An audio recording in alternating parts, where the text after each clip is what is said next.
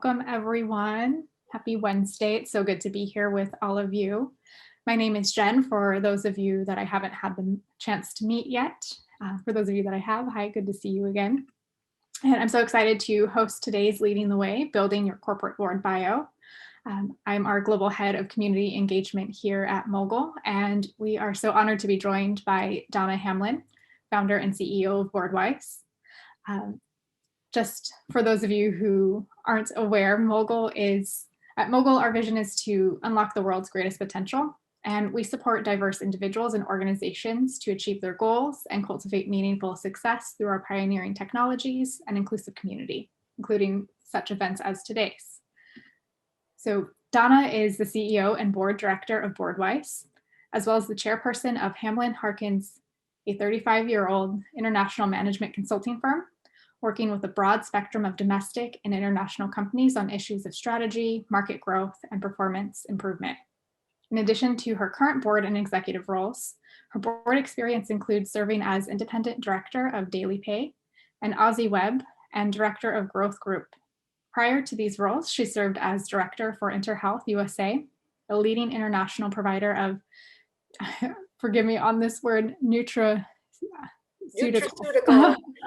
always a challenge there, nutraceuticals, including the chair of the Compensation Committee, board advisory member for Paramount Corporation, a fast-growing standard-setting electronic contract manufacturer, as well as for Core Brand, a privately held advertising and branding firm in New York, lead woman and executive development firm in Malaysia, and Thermsika Institute for Integrative Leadership in Europe, and has been a director for the San Jose Stage Company for 25 years.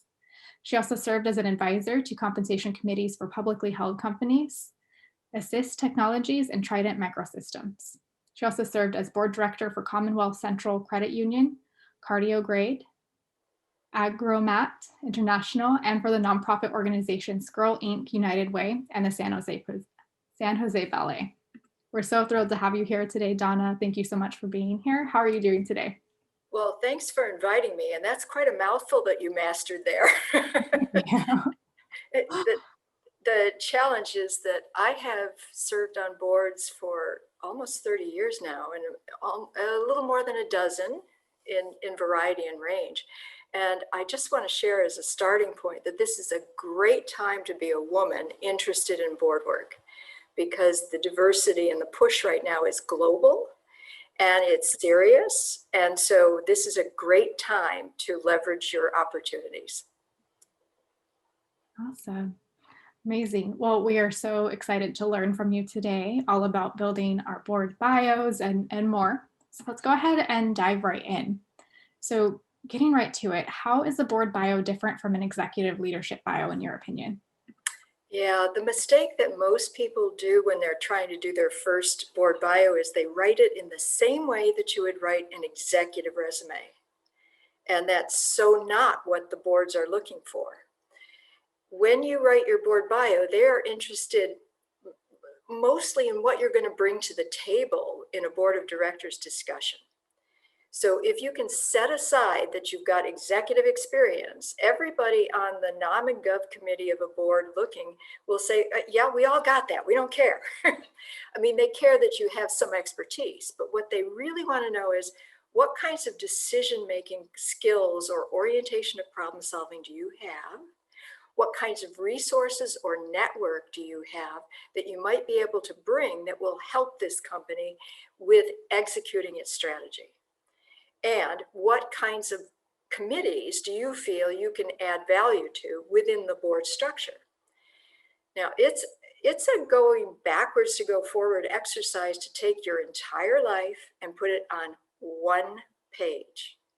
But it's one of the best exercises you can do for yourself, because if you can document on one page what you can bring to the table that gives you an edge and a contribution value, and then a short little, oh, by the way, I worked here, and what your direction and intent are, then you've got a good board bio. Now, you have privilege and choice of where you belong, in what type of board, based on what's the stage of the business that you will best play in. Is it early stage? Is it when it's stuck and it needs to grow? Is a distressed company more your target?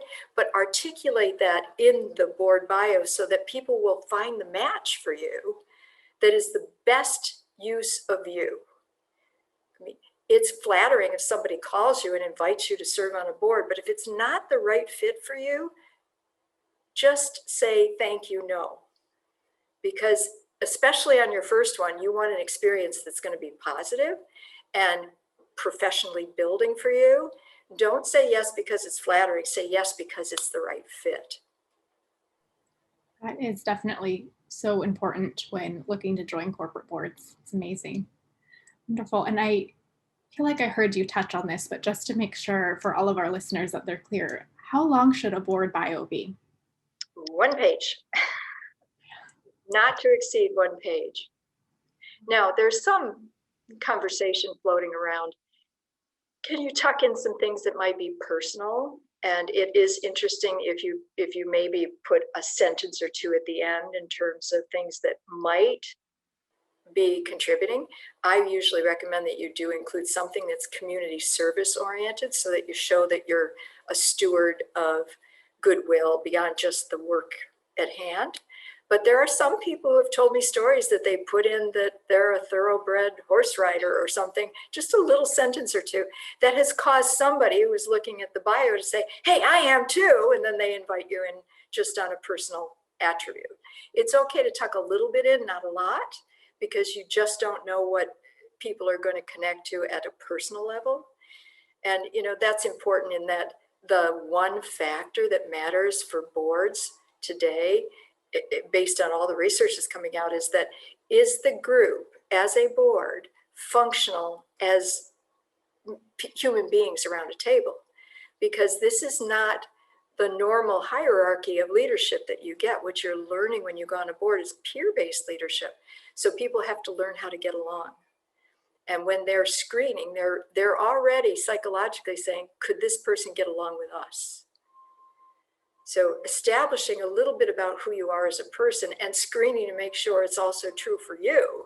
I could work with these people is part of the test. Definitely, it's a two-way street there. Showcasing a little bit of what you're about outside of the office, but also seeing if it's a good fit for you. If you're going to be happy and fulfilled working with those teams of individuals, definitely so important to keep in mind. Wonderful. And then just to expand on a little bit on what you were saying about focus for themes of board bio. So definitely including, if you can, a little bit about community service projects, who you are as an individual. Outside of that, what should be the main focus or general theme within the board bio itself? Well, the most important thing is what you're going to bring to the business. Now, to understand what's the highest and best use of you is a walk on the beach for a while, so that you have to go backwards to know exactly what it is that is the best use of your experience or your knowledge or your wisdom, and then match that to what's going on.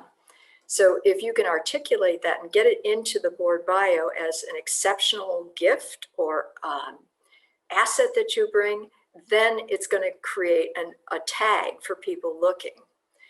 Now, I think we have had tremendous success because we do place a lot of people on boards in our work, that we have a tool that we use that actually has people identify through the assessment what their orientation of problem solving is. And we do know from all the research that we've done that there are 5 styles. They're all healthy styles. They're positive. It's not like you get a report that says, oh, you're a dud. But it does give you what your orientation of problem solving is. And we encourage people to tuck that in as part of what your attribute or your contribution would be. Now, it's also equally important that you use that for yourselves as a screening mechanism for who are you joining if you get to this board. If you find that everybody thinks at problem solving style the same way, then you've got homogeneity. You don't have a board, you have a party. Everybody gets along, they all agree, there's no debate. It's fine, but it's not what we know in the research, which is that the quality of problem solving and the ideation and the innovation in thought goes up if your styles are all different. So you should be looking to see, can I add value because there's a gap in one of the styles and I can bring this in. And of course, the skill after that is this group mature enough emotionally to handle difference of perspective? I mean, we talk about diversity and we talk about inclusion. It's really the inclusion that's the trick. If we have the skills to appreciate difference of thought and we can manage that in that peer-based model, you get real results.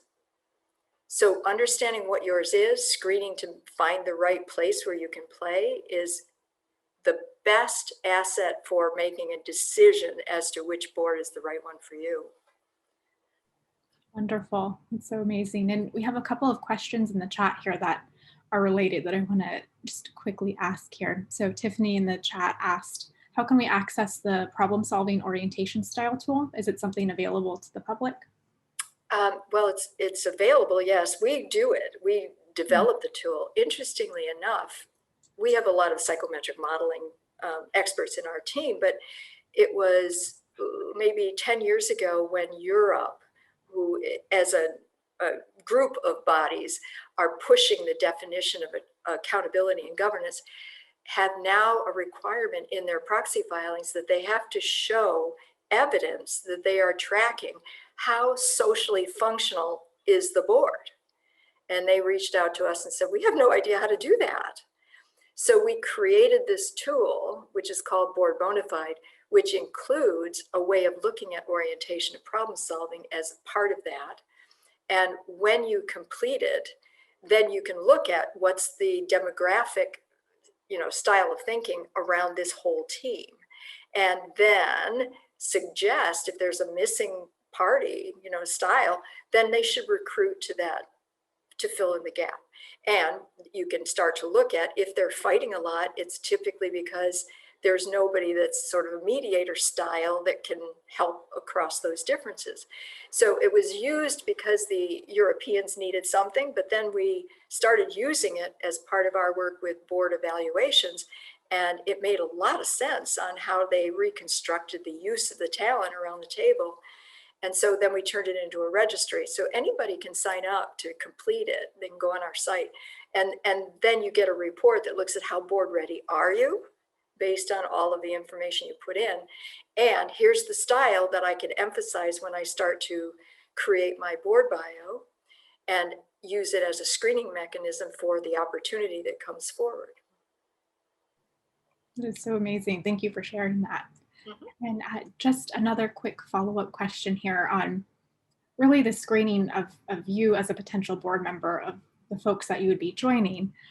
Namisha asked in the chat, would you recommend reaching out to other board members to connect and get a good feel for what that board's all about?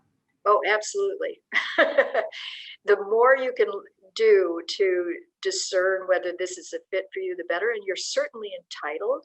Typically what happens is the Nom and Gov committee will do the pre-screening. So if you're invited to be interviewed, you'll be meeting somebody in Nom and Gov or maybe a couple of people first. Then they shortlist that and then they open it up so that those people who are on the shortlist are invited to be interviewed or have a chat with all the other directors, or certainly most of all the directors. And it's a great opportunity for you to do your own due diligence. Ask all the questions that you need so that you can make an informed choice if the opportunity is extended. Wonderful. Amazing to know. Definitely two-way street in the process. Absolutely. Awesome. So I know we've talked a lot about formatting, what we can highlight, how we can best highlight it in our board bios, but in your opinion, is there anything that we shouldn't include, or are there any common mistakes that you see in board bios that can be easily avoided? Well, I think the biggest mistake is when people are flashy about their executive capabilities, because that's not what boards are there to do. The boards are there to be strategic thinkers and long-term style thinking on problem solving. So if your focus and your assets really have to do with making it happen on the action and the execution, you're a darn good executive, but probably not appropriate for the board. So if you've got both and you are able to do strategic thinking and you're thinking about who should be doing the work, not you, then you're a good candidate, and emphasize those as what you can bring. Now, another area you should, of course, bring is your subject matter expertise. And, you know, one of the tricks right now is that we're trying with people when we're placing is to have them, and you can all do this, think about your swim lane, what you're good at and what your area of expertise is, and go laterally in either the supply chain or the enterprises that are connected that make that work, and add that subject matter expertise into the group that doesn't understand it as well as you do, because that's where you make a difference. For example, I'm on the board of Daily Pay. That is a fintech play. It was started by a gentleman out of Goldman Sachs. And they have an app where employees can draw down their earned pay at any time they need it, earned pay, as opposed to waiting for their paycheck. So it's a fiscal solvency solution for employees that, you know, they need to pay their rent on the 1st, but the paycheck is the 15th. They can take their money and they don't get dinged with penalties and late fees. And it's a really nice contribution to the employee benefits. Well, they started selling to CEOs and small companies, but then they started to get successful enough that they were moving into large retail operations like Target and McDonald's. And then they had to go in to talk to the chief HR leader about that. And I got a call from one of the investors saying they need to talk to you. They don't understand HR. They have to sell into HR. Well, that's taking my expertise and bringing it to the board in a way that learns them up fast enough that they could sell properly. That's a lateral play. And if you can think about your own subject matter expertise and do that, you're going to get much more significant recognition for the value that you bring to the table. Amazing. Wonderful. And just further driving into what really good examples could look like then. What are some really good examples that how have you seen folks do this really well in their board bio or throughout the process? Well, one thing is to probably not write it just by yourself. Think out loud with somebody else, because we aren't as objective about ourselves, or we sometimes are too humble about ourselves and we can't package it quite right. And I've seen lots, I mean, we do it for some people, but I've seen a lot of people go have a buddy system on this so that you can punch it up in the right way and emphasize the elements. And, you know, I've had some people who are multilingual, have had international experience, and they forgot to put it in there. You want to do the leverage so that you're packaged properly. And, you know, what's happening with the committees is they're looking for specs. So make sure they're really clean and simple and bold in the board bio so that you will be picked up. Now, we have found that one pager that we're now doing is getting much more pickup for people. So I can only tell you from our experience. I mean, we've placed 1,564 women in board seats, so it's working. That is so amazing. Congratulations. That's phenomenal. And I actually see a question in the chat here that's related to that. And so perhaps just expanding on that, what recommendations do you have to get noticed throughout or to even be invited for an interview? Is it possible to do that just with the board bio, or are there other considerations? Oh, it's much, much more about building your own network. 86% of the placements on boards are still through peer-based networking.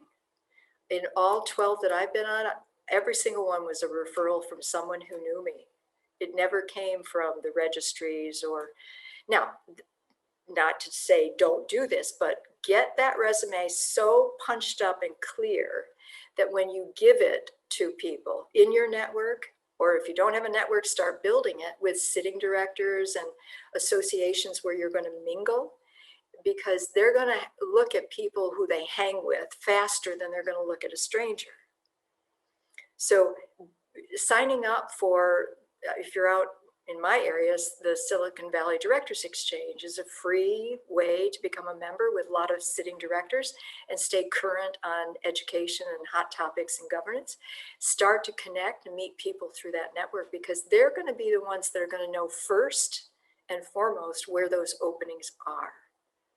And if you start to build that and a network with investors or people that are typically tied to getting the first scoop on independent director roles, that's better than just getting into registries. Now, I'm not taking away from the registries. We place people, we use our registry, but it isn't your best asset. Just being really clear. I mean, one thing people make mistakes about is they write a sort of a bio and they give it to every friend, and I call it, spray and pray, that maybe somebody will find it for you. But it doesn't quite work that way unless it's very sharp and very clear what you're looking for. They can't help you because it's too generic. But if you get one that's really clear and you network with the right people that you know would have some insight or connections in that, you're going to find a faster way. Now, another technique that I've found a lot of people are having success with is go back to the university or college that you went to and see if there's programs going on to expand the ambassadorship of their brand by encouraging graduates to get on boards. Because if they have a program and your college has that, then they can help introduce you to some of the networks, and there are placements that work pretty well that way. Interestingly enough, if it's a name university too, if you look at whether they're looking for candidates to join the trusteeship, for reasons of the regulatory requirements with trusteeships, that's sometimes a leap of faith for people to get into a public board role faster. They see it as a rough equivalent for the duties and regulatory activities. And I've had 3 or 4 folks that did that and jumped into public board earlier because of it. Amazing. We're loving all of these tips and tricks that you're sharing. That's what happens after a decade or 2 of it. Absolutely. So it really sounds like doing your own due diligence and really defining what you're looking for and being strategic about your time and how you're writing your bio and who you're networking with, rather than putting it out there everywhere, essentially. Yeah, I say it's much more about going inside before you go outside. The clearer you are about that, the better the case. I had a gentleman named John Genova who came out of the oil and gas industry, and he was the upstream business, and he decided he wanted to join a board. And this is all homework we end up doing for ourselves, of course, but he did that lateral thinking and went through the supply chain, and he identified 5 companies that didn't really understand upstream business very well, but they were contributing to it. And he wrote a 1 cover letter and his board bio, making the case as to why his insights would be valuable to their business. He sent it to the 5 companies and he had 5 offers. Wow, that is amazing. Very strategic with his time. Yep. Wonderful. And similarly, I'm assuming it can feel very daunting to sit down at a blank page to start to craft your board bio, especially with all of the amazing accomplishments that I'm sure all of our listeners have had throughout their career. Do you have any recommendations for how one can succinctly showcase all of their career successes? Is there perhaps a plug and play template that you would recommend? Well, I could share one with you. If after the session and what have you, I can send something if you want to promulgate it. I mean, it's our template. I'm not saying ours is the only one out there, but it's the one that seems to be working with our team.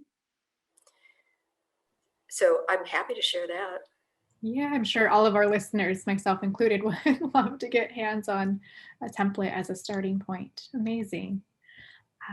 Wonderful. And, we know that we had an event in the past with focused on getting a corporate board seat. And the speaker had shared that she noticed women in particular will edit their board bio and re-edit it and keep going, and where she didn't notice that so much with men, for example.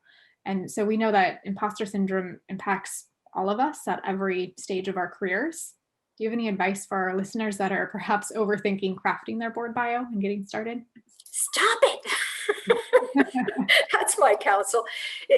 Write it and get it out there, and spend more of your time focused on building your network of people and less on cussing yourself out for things that don't really matter. There's substance. Put the substance on a piece of paper and then go shopping to introduce yourself to more people who will care to identify and recommend you when the time comes up. That's the most important thing. I love that. I'm so tired of this imposter syndrome issue. If you understand what you can bring and you're unpretentious about it, that's fine. But if you're super critical of yourself, then you're just in your own way. Stop it. I love that. I love your very clear message there that we all need to just play that at least once a week for ourselves.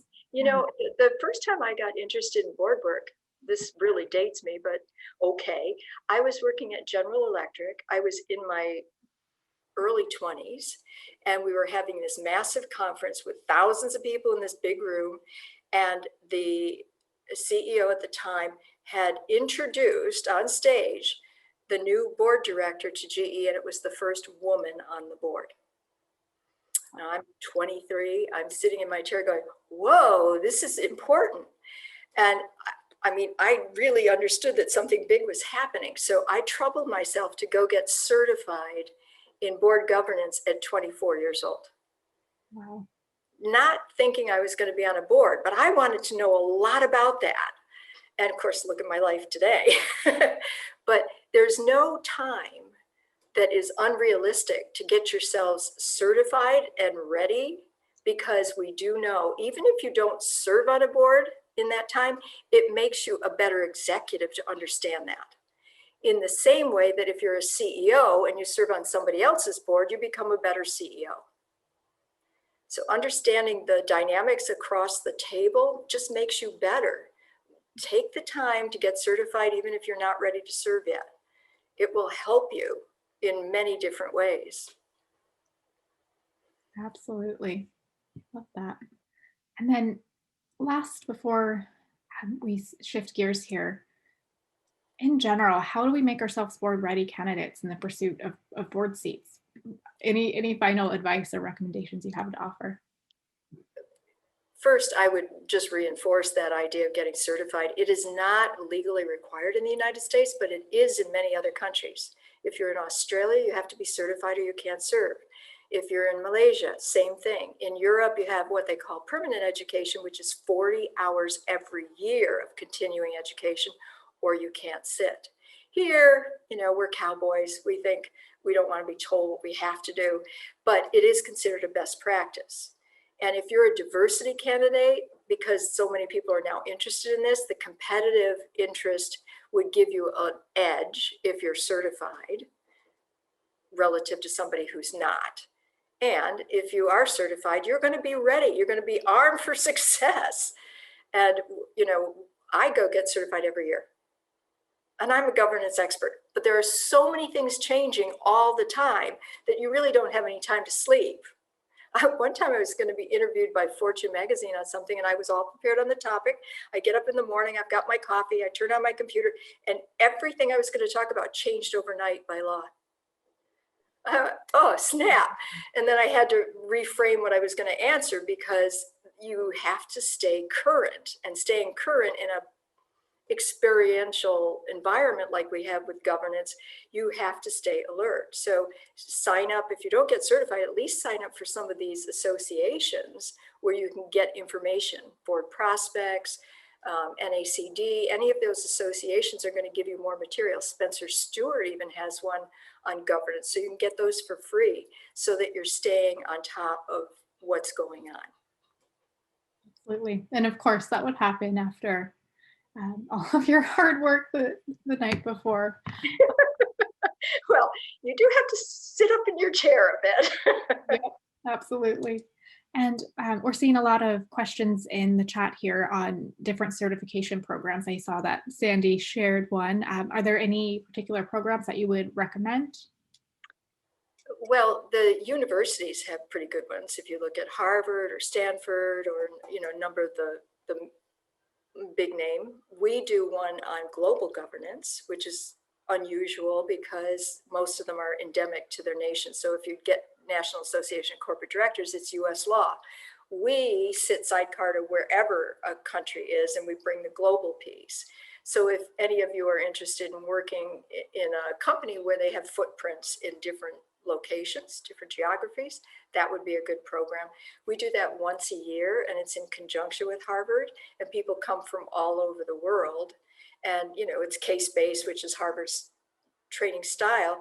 And people will say, well, in Germany, we handle it this way. Iran this way. It's just very different in terms of there is no right answer because nothing sits above the nation state to adjudicate in matters of regulatory difference.